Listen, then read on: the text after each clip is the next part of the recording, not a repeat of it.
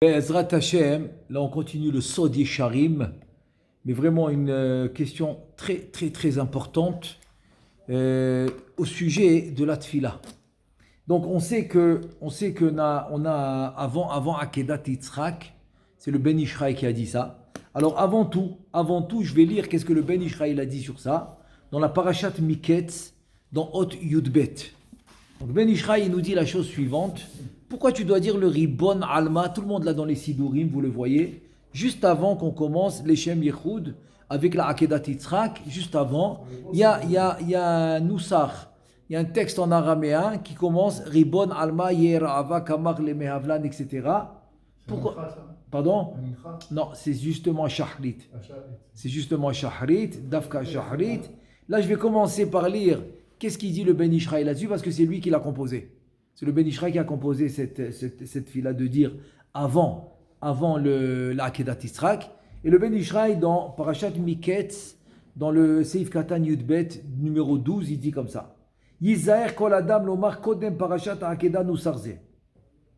Donc chaque personne avant de prier doit faire attention de dire ce passage-là qu'on a avant la Akedat Yitzhak, Ribon Alma. Yera'ava kamar le me'avlan khela litara bikarach ou le me'abad re'uta usadra kola kitka yaout, etc. C'est tout ce noussar, c'est le noussar que le Ben Ishraï il a composé. Et donc peut-être qu'on devrait peut-être rien qu'au moins je vais le traduire rien que pour avoir une idée de quoi il parle. Mais en fait dans la question qu'on va voir du Sod Yesharim, on va lui poser la question de nous expliquer tout ce noussar, de l'expliquer selon le Sod. Donc en fait, peut-être c'est mieux d'attendre qu'on soit pendant la réponse du Sod Yesharim, qu'on voit tout le texte et en Pshat et en Sod. Bezrat Hashem, je pense que c'est mieux. Donc ce noussar là qu'on va voir, et il dit comme ça. Nishbata Mishtachira, etc. Voilà. Ou basé. Il dit le Ben Ishraï sur ce noussar là. Ou basé à noussar chez Omer Adam Bechol Yom Kodem Tfila, Yenitzol Miltuta Derbi Shimon, Bar Yochai Delaïd Beidra Rabba, Ve'Hashem Lo Imna Atov Lochim Betamim. Il dit quand tu vas faire ce passage là que je t'ai écrit, que tu vas faire, et comme on a dit tout à l'heure, Bezrat Hashem, je ne sais pas si on va arriver dans ce cours à tout faire, mais en tout cas dans les cours on va Bezrat Hashem, on va faire toute la réponse de Sod Yesharim. Là, on va l'expliquer. Il dit, en faisant ce passage, tu vas être épargné. Tu vas être épargné de la klala. C'est la malédiction que Rabbi Shimon il a faite de faire la tfila sans kavana. Sans kavana, c'est comme gouf belo neshama. C'est comme un corps qui n'a pas de neshama. Donc, c'est la tfila sans kavana. Donc, pour pouvoir faire la tfila avec kavana comme il faut, et pas tout le monde connaît la kavana. Donc, Rabbi Shimon, il a été un peu strict là-dessus. Il n'a pas voulu qu'on fasse la tfila sans kavana. Donc c'est comme s'il a fait chas v'shalom, comme c'est comme une malédiction. Et vient le Ben Ishraï, il veut te sauver de ça. Il te dit fais ce texte en araméen comme je l'ai écrit, et là tu vas être épargné de ça. Épargné de la malédiction qu'il a dit le Rabbi Shimon, de celui qui va faire une tfila sans kavana. C'est alors ça, on parle de la tfila de tous les jours. Oui. Ça, hein. Pardon? C'est tous les jours qu'il faut faire ça. Oui. Tous les jours. Bien sûr, tous les jours. Tous les jours avant la Akedat Yitzhak. Donc au début complètement de la tefila. Exactement. Exactement. Complètement au début de la tefila, même avant le Leshem Yehoud. Tu fais d'abord ce passage, ensuite Leshem Yehoud, et là tu commences. Là tu commences, Elokeinu ve'Elokei Avotenu, après la Akedat Yitzhak, etc., les korbanot, etc. Et là tu commences. Oui, alors voilà, je te le montre, il est là, regarde, il est là, le voilà, le ma. C'est ça. Dans le Sido Shari Chesed, il est écrit en grand. C'est fini là? Ouais, exactement. Exactement, on l'écrit en grand, etc. Donc voilà. Donc aussi, bon, qui rajoute ici, si déjà j'ai lu ce passage, il rajoute que aussi c'est bien après Tikkun Chatzot, que quand il dit Patach Eliyahu, Zachor Letov, c'est bien de dire après le passage de Rabbi Shimon Bar Yochai, dans le Zohar qui dit Amar Rabbi Shimon, Arimit Yedai Bitzlotin Le'ela Dekor Re'uta Ila'a Le'ela Ve'alda Kola Kaim, etc. Et donc ça, si, il peut. Bon, ça, c'est rien qu'un... Il te dit, s'il n'a pas pu le faire à Chatzot, alors qu'il peut le faire à Shahrit. Et il peut le faire aussi Shabbat, Yamim Tovim. On l'a aussi dans les Sidurim. Bon, ça, c'est un autre passage. Bon, parce que j'ai lu ici. Maintenant, nous, on va se concentrer dans le passage qu'on a mentionné et qu'on doit dire avant la Akedat Yitzhak. Donc maintenant, je vais passer à la question. Et donc, la question, c'est la suivante. Sheela, Raïnou les ma'alat kevod Torato besefer ben Ishraï alachot shana rishona. Donc il parle de ce que j'ai lu maintenant dans le Ben Ishraï. Il dit, on a vu que tu as mis ce Nusach en araméen, c'est comme une tfila que tu as mis et tu as averti beaucoup pour le dire avant la Akedat Yitzhak. Et il dit comme ça. La question c'est la suivante. Il dit Behemet, כל המסתכל במאמר זה, אף על פי שאינו יודע בסוד השם, יבין מידתו שיש בו דברים עמוקים מאוד. Maintenant, il dit tout celui qui lit ce passage, même s'il ne connaît pas de Kabbalah, mais il voit qu'il y a beaucoup de profondeur, il y a beaucoup de sodot, il y a beaucoup de secrets dans ce passage-là. Et là il dit Alken, c'est pour cela. Asinu keva lilmod oto bechol yom vayom. Donc c'est pour ça qu'il dit on a pris sur nous de l'étudier tous les jours. אמנם נחשפה וגם קלטה נפשנו לדע קצת מסודם של דברים אלו, כי נראה שהם סתומים יותר מלשון שתי ההידרות. Il dit mais même que nous on a essayé d'étudier, mais on n'arrivera jamais à l'explication que tu peux nous donner. Alors s'il te plaît, il demande au Ben Ishraï de leur expliquer ce passage. ומצינו בגלון ספר הזוהר פרשת נוח, שכתב על מאמר זה עין בפרדס וכולי, on a essayé de chercher dans les Mefarshim, mais on n'a pas été rassasié. Ça ne nous a pas rassasié ce qu'on a vu. Donc s'il te plaît, il demande au Ben Ishraï de l'expliquer. Il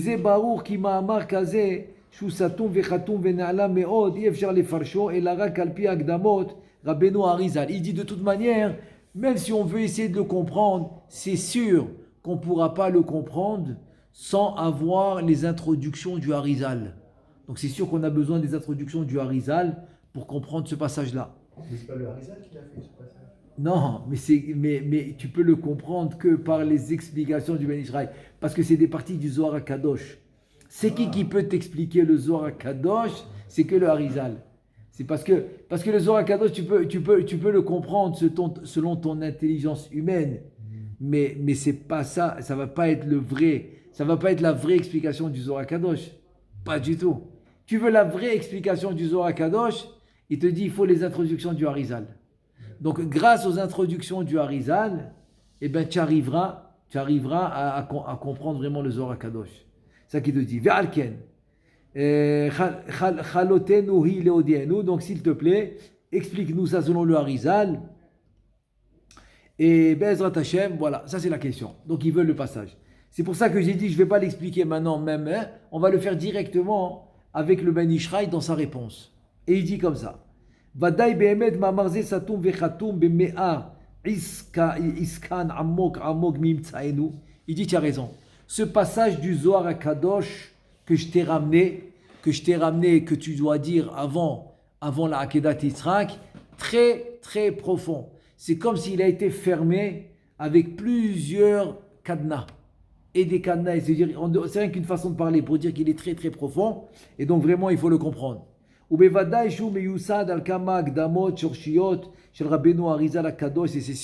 c'est sûr que pour le comprendre, eh ben, il nous faut des introductions du Harizal, ça c'est sûr. ופעם אחת אמרתי לתלמיד חכם אחד מלומדי חוכמת הקבלה, אם אתה מקובל באמת, תפרש מאמר זה לפחות לשליש ולרביע. Il a dit à un Talmid Chacham qui étudie la Kabbalah, il dit, si toi tu étudies la Kabbalah, essaye de m'expliquer ce passage, tu sais quoi, le tiers, le quart, un petit peu de ce passage, essaye de me l'expliquer. Il lui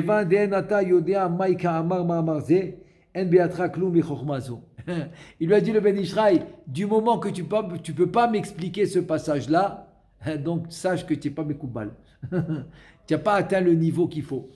Donc le Ben Ishraï te dit que ce passage il est tellement profond que ça devient comme un mifran. Ça devient un examen à savoir si vraiment tu as compris la Kabbalah ou pas. C'est-à-dire est-ce que tu as les introductions du Harizal ou pas. C'est exactement ça.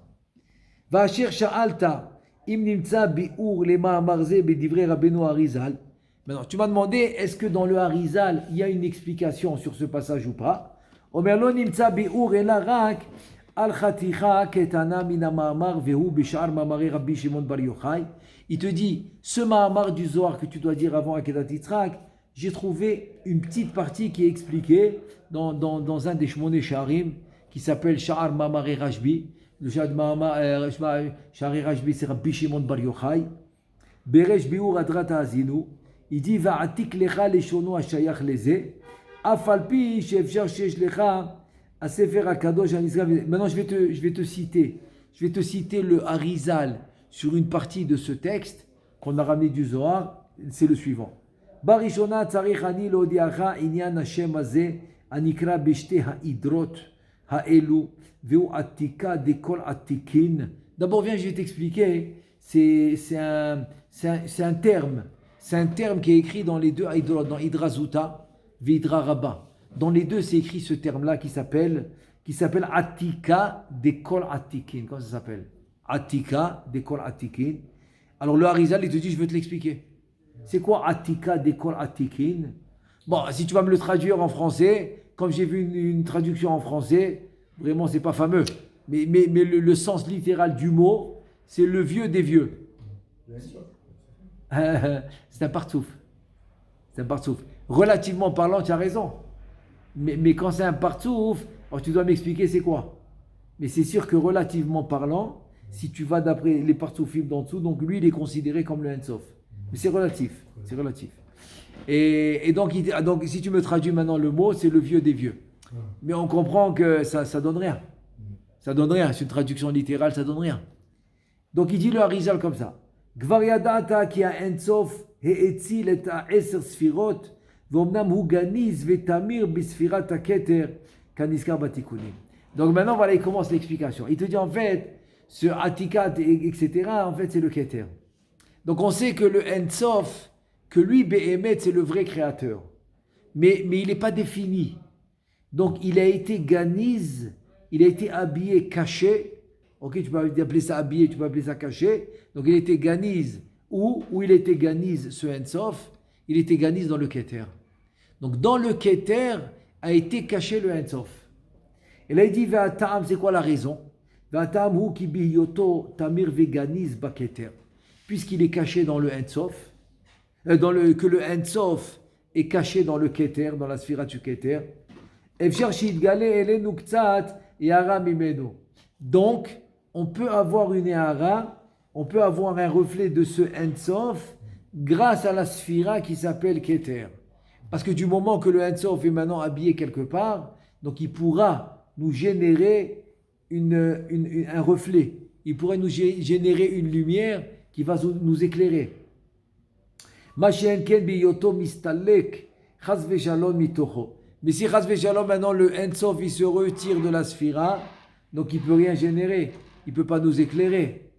Veine, bechinat haketer hazeh u mitchalek venichlal bitlat reshin aniskarim lemata vezeleshono. Donc en fait, il te dit comme ça. Ce keter, en fait, c'est le keter de Hatzilut, du Olam Hatzilut. Donc ce keter de Hatzilut, en fait, il va être divisé en 3 têtes. En 3 têtes, mais tous ils vont s'appeler keter. Tous ils vont s'appeler keter. Et donc, il y a une raison, mais on ne va pas rentrer maintenant dans toutes les raisons profondes. On va rien qu'essayer maintenant de faire le passage du Harizal dans Sha'ar Ma'amari Rashbi. Il dit, donc c'est quoi les 3 têtes? C'est Gimel, Reshin, Idgalfan, Dalego, Minda, Veda, Le'elam, Minga. C'est la suite qui ne ramène pas maintenant.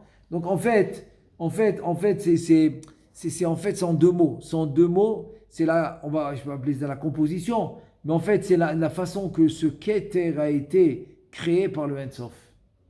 Donc il a ses niveaux, il a ses prinotes, etc. Très bien. Maintenant, qu'est-ce qui se passe? Il te dit que le Ensof va être caché à l'intérieur. Voilà. C'est comme maintenant tu me dis qu'il y a une Neshama, mais cette Neshama elle est cachée dans le corps. Donc il fallait quelque chose où la Neshama se cache. Parce que sans le corps, la Neshama ne peut pas se dévoiler dans ce monde. Donc ces 3 têtes, il te dit le Ensof mit'alem ve'nimtza betocham. C'est-à-dire que le Ein Sof, il va être caché à l'intérieur de ces trois têtes qui sont le Keter de la Hatzilut. Ou biyota Ein Sof nimtza ve'mit'alem betocham. Maintenant, puisque le Ein Sof, il se trouve, et donc le mit'alem, c'est-à-dire que le Ein Sof, il se trouve à l'intérieur de ces têtes-là qui est le Keter, et il est mit'alem, c'est-à-dire il est caché à l'intérieur de ce Keter. Azua Ein Sof anikra beshem atika dekol atikin. Le voilà, c'est celui-là. Donc en fait, ce Ein Sof, il va s'appeler, il va s'appeler pas comme on l'a vu tout à l'heure. Tout à l'heure, ce qu'on a vu, c'est et je vais te dire tout de suite, Atikin, voilà. Tu as le Atika Kadisha, voilà. C'est maintenant le Harizal. C'est connu dans plusieurs endroits, il ramène ça. Dans le Sha'ar HaKavanot aussi, il ramène. Mais là, il ramène le Sha'ar Ramamari Rashbi. Il y a le Atika Kadisha. Et il y a le Atika d'école Atikin. Quand il y a le mot d'école de tout, c'est-à-dire dans l'absolu, c'est ça que ça veut dire. En deux mots, en français, c'est l'absolu. Alors, Atika d'école Atikin, c'est l'absolu. Donc, dans l'absolu, il est complètement Ein Sof. Ça veut dire qu'on parle maintenant du Ein Sof qui est caché à l'intérieur du Keter. En deux mots, c'est un remez. C'est une allusion que tu vas me parler du Ein Sof. Quand tu vas me parler de la Sphira elle-même, qu'est-ce que tu vas me dire? Atika Kadisha. Ou Atika de Atikin, ou Atikin de Atika. Mais sans le mot kol, d'école. Tu comprends? Donc tu vas me parler du Keter. Mais comment je sais maintenant, par remez, par allusion, que tu me parles maintenant du Ein Sof? Tu m'ajoutes le mot kol. Alors, Atika d'école Atikin, c'est la lumière dans l'absolu. Donc, ça devient le Ein Sof. Il te dit, Veze mashekatav lekaman ay Atika Kadisha. Tu vois? Il te dit Atika Kadisha. Il te dit, Tamir veganiz, ou vekemat aliyah. C'est-à-dire que maintenant, en fait, c'est que tu as la Sphira, alors c'est Atika. Mais tu as maintenant la lumière qui est à l'intérieur de la Sphira, c'est Atika d'école Atikin. C'est un autre endroit. Amar hay Atika Kadisha tishtakah bebitlat reshin venimtza ke'ikar shem hazeh be'atika Kadisha hu Ein Sof ela shegam atlata reshin kanizka nikraim gam hem beshem Atika. Voilà, tu vois.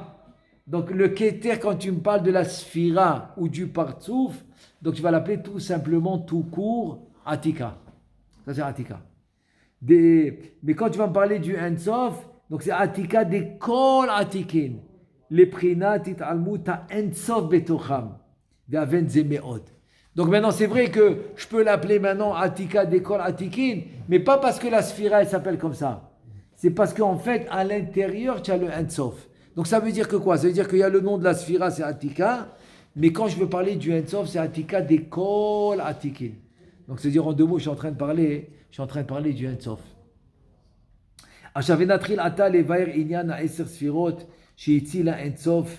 Maintenant, pour expliquer le passage, c'est pour ça que je n'ai pas voulu l'expliquer d'abord même dans le Pshat, parce que je veux que d'abord l'introduction du Ben Ishraï, avant de passer à l'explication du passage lui-même, pour bien le comprendre.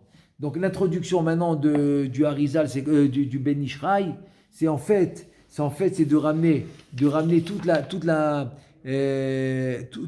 la définition des sphirotes, etc. De comment le système a été fait par rapport aux sphirotes. Je vois jusqu'où ça va, ça marche, on y va. Venatri lata levair inyan ha'eser sphirot she'etzil ha'en sof da kitchilat ורשית כל מה שהציל האינסוף הם 10 ספירות השורשיות המקוריות אשר הם שורש ומקור וחיות אל כל האצילות כולו והם 10 חלקי הכתר של האצילות ונקרא אריך ואלו 10 ספירות הם נרמזים כאן באומרו כד יתקן אפיק 9 נהורין דלהטין מיני מתיקונו etc. C'est-à-dire en deux mots c'est comme ça. En deux mots c'est que le début de la création, en fait, c'est la racine de tout. C'est ça qu'il veut te dire. C'est-à-dire que, en fait, que nous, ce qu'on voit, et ce que nous, qu'on va étudier, ce qu'on va voir, ce qu'on va essayer de comprendre, etc., on va être toujours dans la conséquence. quoi qu'il arrive. Même quand tu commences le Chumash, Bereshit, Vayaerev, Vayiboker, Yom Echad, etc.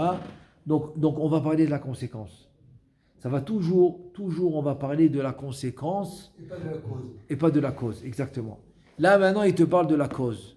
C'est-à-dire que la cause, c'est 10 Sfirot Shorshiyot, comme il dit le Sefer Yetzira, 10 et pas 11, 10 et pas 9. Donc c'est 10 Sfirot Shorshiyot, c'est de Shoresh, c'est la racine. Donc la racine, ça a toujours été les Sfirot. Ensuite, il y aura la création du monde, etc. De tout ce qu'on connaît après. Donc ça, c'est après, c'est déjà la conséquence. Mais là, c'est déjà la conséquence. Mais la racine, en fait, c'est les Sfirot. Et à l'intérieur des Sfirot, on a dit que c'est le Ein-Sof. Donc c'est le Ein-Sof qui va tout qui va donner toute la lumière, qui va donner la vie, etc. Donc c'est le Ein-Sof vraiment qui crée. Mais comme il n'est pas défini, parce que sa lumière est trop forte, donc il est habillé. Donc qu'en s'habillant, il aura des noms. Il aura le Keter, la Chorma, la Bina, etc. Donc en fait, les noms, c'est l'habit du Ein-Sof. Puisque le Ein-Sof a été habillé par telle sphère, donc elle va s'appeler Keter.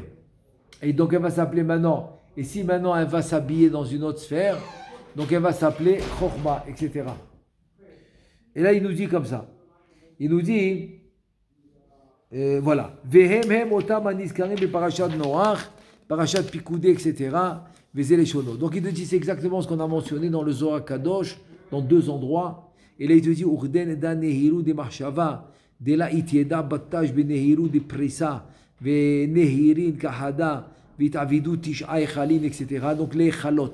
Donc dans Parashat Pikoudé, il ramène les echalot. Il dit c'est la même chose. Donc là-bas aussi, on va parler des sphirot. Ça va être les 10 sphirot. Ok. Donc là-bas, même s'il dit maintenant les echalot, en fait c'est toujours des sphirot. Ve'echalin la vinun nehorin, ve'la vinun ruchin, ve'la inun nishmatin, ve'la itman de kaima behu. Et là, chez Motam, Keter, Chochma, Bina, Gedola, Gevura, etc. Donc tu vois, quand il parle des Echalot, il te donne les noms des Sphirot. Keter, Chochma, Bina, Gedola, c'est le Chesed. Donc le Chesed, Gevura, Tiferet, Netzarot, Yesod, Ariem, Tisha, Sephirot, Sephirot, Kanisrem, Kan. Donc même ce que tu vas voir dans le Zohar Kadosh, ce qui va mentionner au nom des Echalot, en fait, on parle des Sphirot. Très bien.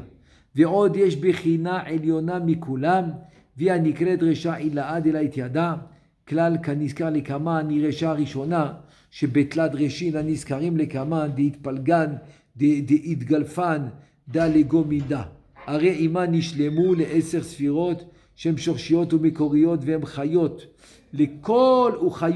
הם חיות לכל העולמות, וכל האצילות כולו. En fait, il te dit, pourquoi je t'ai parlé de Tesha Sphirot? Parce que je t'ai parlé de Tesha Sphirot, qui sont les 9 Sphirot, mais il leur manque la 10e. Maintenant, en fait, il te dit la 10e, ça va être en fait le Keter qui va venir faire vivre tout le monde. Et pourquoi c'est le Keter qui fait vivre tout le monde? Parce qu'à l'intérieur du Keter, c'est là qu'il y aura le Ein-Sof. Donc l'association, en 2 mots, c'est comme ça.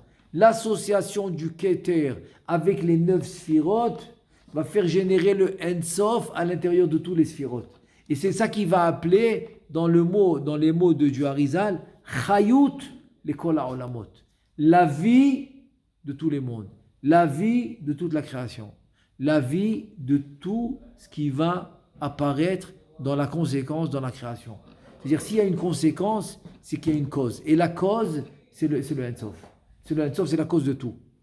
Dans l'absolu, c'est la cause de tout. Donc, encore une fois, pour qu'il puisse apparaître, donc il faut qu'il s'habille. Il te dit, Veimken, Tzirchetida, ki atren reshin tata'in, elu atlad reshin aniskarin, inehem, sot keter chokhma aniskarim, ve'elu atisha sfirot, ve'arosh ha'elyona, al shetehem, shia nikred resha ila'a, delait yada, hi lemala minatisha sfirot aniskarot, ve'ima nishlamim le10 sfirot gmurot. Donc c'est ce qu'on a déjà expliqué, qu'en fait, la resha delait yada, la Recha de la Itiada qui est le Keter, il est au-dessus. Il est au-dessus de tous les sphirotes. Donc il est au-dessus de tous les sphirotes parce que c'est le plus haut niveau. C'est le Keter. Veine bechinat malchut lo niskera velo nitgalet be'elu atish'a sfirot ashorshiyot omnam achar kach nitgalet malchut misod hay Recha ila'a de la Itiada omedet lema'la מן התשע ספירות השורשיות הנזכרות, ובזה תבין מעלת גדולה המלכות, כי היא עטרה בראש צדיק, הייתה לראש פינה, אשר לעתיד תהיה גדולה מן השמש ואבן זה. Donc en deux mots, le Harizal, il te dit que Véhémet, la 10e sphira qui s'appelle le Keter, en fait c'est la Malchut. En fait c'est la Malchut. Mais dans un niveau tellement haut du Keter de Hatzilut, il te dit en fait la Malchut c'est le Keter. C'est le Keter. Pourquoi? Parce que c'est tellement haut niveau. Keter de Hatzilut c'est un tellement haut niveau que c'est déjà le niveau de la Atid Lavo. Que la Atid Lavo, que la Malchut devait être Ateret Ba'ala. Sod Ateret Ba'ala, il te dit Atara Berosh Tzadik. Donc la Atara c'est la couronne. La couronne du Tzadik c'est le Yesod. En fait c'est la couronne, c'est-à-dire qu'elle va devenir la Atara, donc elle va devenir le Keter. En deux mots, la Malchut deviendra le Keter dans les niveaux inférieurs, dans les degrés inférieurs, etc. Elle va devenir le Keter, la Atara. Et la Malchut. Il te dit dans ces niveaux supérieurs du Keter d'Atzilut, elle est déjà Atara. Donc la Malchut est déjà Keter. Parce que c'est comme Me'en Olam Haba. Tu vois, c'est comme il y a des comme je dis Shabbat, aperçus de Olam Haba. Ça veut dire qu'en haut, il y a déjà des niveaux qui s'appellent Olam Haba. Donc la Bina, par exemple, elle s'appelle Olam Haba. C'est vrai que l'idée, c'est que nous, on doit l'atteindre, ce niveau-là, l'Atid Lavo. Et alors la même chose ici. Que l'Atid Lavo, le niveau, c'est que quoi? Que la Malchut doit atteindre le niveau du Keter. Ok, ça c'est dans le niveau inférieur. Dans le niveau inférieur. Mais dans le niveau supérieur, elle est déjà là-bas, c'est sa place. Donc le Keter, la Malchut devient le Keter de la Prina supérieure. Alors, Klala Ole. Voilà, maintenant on va donner la généralité que le Harizal donne. Klala Ole.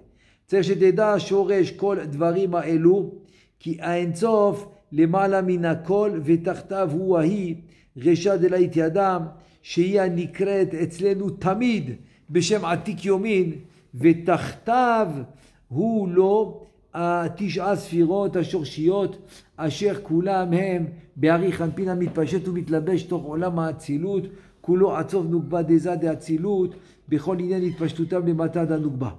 Et il te dit en fait comme ça. Il te dit finalement ça veut dire quoi? Ça veut dire que le Ein-Sof, c'est le plus haut niveau, il n'y a pas plus haut que lui, et c'est lui qui bémet, qui a tout fait la création, qui a tout fait, qu'il était habillé des sphirotes.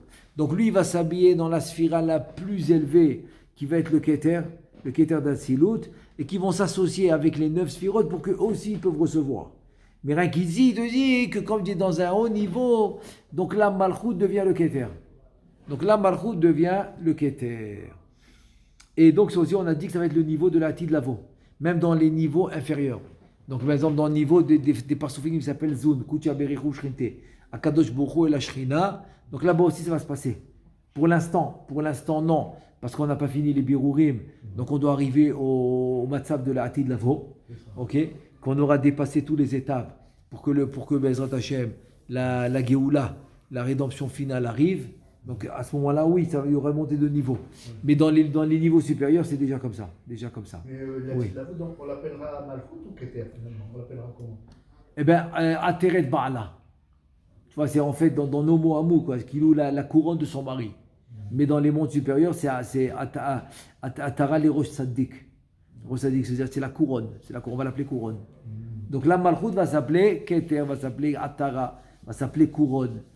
Et en fait, c'est une parenthèse que j'ouvre.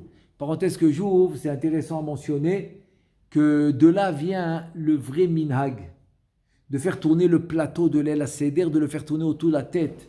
Alors aujourd'hui, le minhag, c'est de le faire tourner autour de la tête de tous les participants du l'aile à Seder, de toute la famille, de faire passer. C'est bien, c'est un minhag qui est bien, mais c'est pas le minhag original.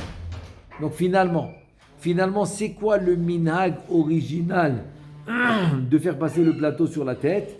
Le minhag original, c'est que la femme, elle faisait tourner le plateau autour de son mari, sur la tête de son mari. Ça, c'est le minhag original. Et pourquoi? Parce qu'en fait, le plateau, on sait qu'il y a les 10 sphirotes dans le plateau du Leil HaSeder. Par exemple, il y a les 3 matzot, Chochma, Bina, Vada'at. Ensuite, il y a le Zohar Chesed, le Betzak, Vour, etc. Donc, il y a le tout. Il y a la Tiferet et le Maror. Ensuite, il y a la Charoset, etc. Et le Karpas. Donc, il y a tous les 10 sphirotes. Si tu fais le calcul, tu obtiens 9 sphérotes dans le plateau. Où est la 10e? Le plateau lui-même, c'est la malchoute. Donc le plateau lui-même, c'est la 10e sphira qui est la malchoute. Donc le minhag original, c'était quoi? C'est que la femme, Kaviachol qui représente la malchoute, faisait passer le plateau, que lui aussi il représente la malchoute. Le plateau lui-même, c'est la malchoute. Donc elle faisait passer le plateau sur la tête de son mari pour lui faire l'allusion que les Atid Lavo, c'est elle qui va devenir le keter de son mari. Donc le plateau, ça représente la malchoute sur la tête de son mari, en lui disant, c'était ça l'allusion, en lui disant, voilà, que les Atid Lavo, c'est moi qui vais être ta couronne, à Teret Ba'ala. Donc moi, je vais être ton keter. Donc je vais être au niveau supérieur. Je vais devenir le keter. Le keter, elle va devenir le keter de son mari, donc c'est un niveau supérieur. Ça, c'est le minhag original. À l'origine, si tu vérifies ça, le minhag, que la femme, comme c'est dit le Chida, que la femme, elle faisait tourner le plateau autour de son mari. Donc, Bezrat Hashem, comme ça, moi, je fais à la maison. À la maison, comme ça, je fais. Donc c'est la femme qui fait tourner le plateau autour de son mari. On fait les deux. On fait sur le... Voilà, c'est ça que je voulais dire. Maintenant, c'est pas pour autant que tu vas enlever le trip, tu vas enlever le plaisir à tout le monde de faire tourner le plateau. Donc exactement, donc on fait les deux. Donc la femme, au début, je fais le vrai minhag original, d'origine, comme ça, le vrai minhag, c'est quoi? C'est que la femme, elle le fait tourner autour de la tête de son mari, ça c'est le vrai minhag. Et ensuite, on continue, vas-y, tout le monde, vas-y, il n'y a pas de problème. Si c'est ça leur plaisir, vas-y, il n'y a pas de problème. Mais rien que ne pas oublier le vrai minhag, c'est tout. C'est ça que je te dis. Mais bien sûr, je peux faire les deux. Donc voilà. Donc ça, c'était rien qu'une parenthèse pour expliquer le Inyan de Ateret Ba'ala. Maintenant, il te dit comme ça. Il te dit, Hine, Melo advarim asher yatakti lecha, efshar shetavin, chaticha ktana, min ha'ma'amar hasatum, הנזכר של רבי שמעון בר יוחאי, ומצאתי על הרב המקובל המובהק, הרשע. C'est-à-dire, en deux mots, il te dit comme ça. Il te dit que, le Ben Ishraï te dit maintenant, tout ce que je t'ai amené maintenant, ok, du Harizal, viens maintenant, tu vas comprendre un passage de ce Ribon Alma, il dit, j'ai trouvé au Mekoubal, c'est qui le Rachar? Le Rachar, il s'appelle Rabbi Shlomo Cohen, il a écrit le livre Sha'ad Ratzon. C'est un livre, c'est l'explication sur le Zohar HaKadosh. Il a écrit Yefé Sha'a, Orat Sha'a, Yefé Sha'a, Orat Sha'a. C'est les livres qu'il a écrits sur Sha'ar HaKavanot, aussi sur le Zohar Sha'ad Ratzon, sur le Zohar HaKadosh. Il a fait des livres importants sur la Kabbalah. Il était à la même époque que le Rashash. À la même époque que le Rashash, il mentionne le Rashash peut-être une fois. Il mentionne le Rashash, mais c'est incroyable. C'est même avant qu'ils connaissent le Rashash, il y a beaucoup d'explications qu'il a dit qu'ils allaient exactement comme le Rashash. Donc il avait une bonne compréhension de la Kabbalah. Une bonne compréhension. Qu'il arrivait à dire des pshat comme le Rashash. Même s'il ne le connaissait pas vraiment. Moi je crois que c'est vers la fin, peut-être qu'il a connu. Donc il a commencé à ramener des petites explications du Rashash. Mais tout ça c'est des explications à lui. Il te dit donc Rabbi Shlomo Cohen en question. Bebiuro la Zohar HaKadosh, beparashat Noach Shevi, biur lazé Ma'amar Kulo. Donc lui, il a amené un pirouche sur ce Ma'amar. Mitrila ve'atsof, lechna ure. Donc va le voir dans Sha'ad Ratzon. Te dit ve'otam shesh, et sheva milim shel Ma'amar HaKadosh, aniskar shezachar otam Rabbeinu Arizal. Te dit betor devarav she'atakti le'el, tire ma shekatav harashach. בביאורם, ואם אתה חכם תעמיק ותשכיל בדבריו, אם הם מכוונים עם דברי האריזל או לא.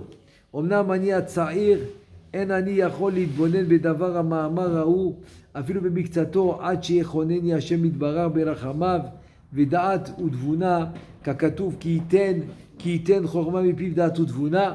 Donc en deux mots, ça veut dire que le Ben Ishraï te dit ne t'attends pas que moi je vais te donner une explication.